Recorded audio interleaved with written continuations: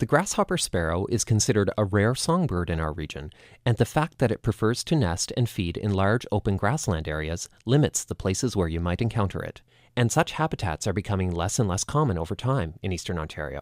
What really strikes me about this species, however, is how unstriking some consider it to be.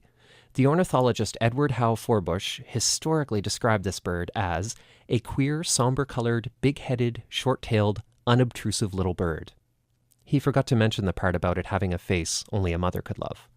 Well, historical descriptions aside, I find the grasshopper sparrow to be quite dapper among sparrows.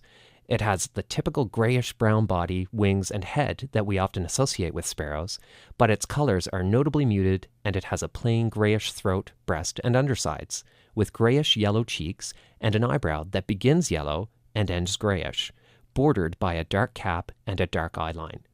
The front edges of the folded wings are also dusted in yellow. The song of the grasshopper sparrow is pretty amazing. Have a listen and try to imagine hearing this sound rising up from nowhere in a wide open field.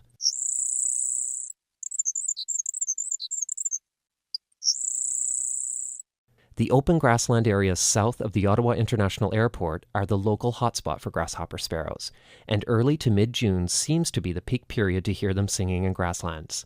They forage for grasshoppers and other insects on the ground, and, because they're good parents, the adults take turns shaking the legs off of grasshoppers before feeding them to their young.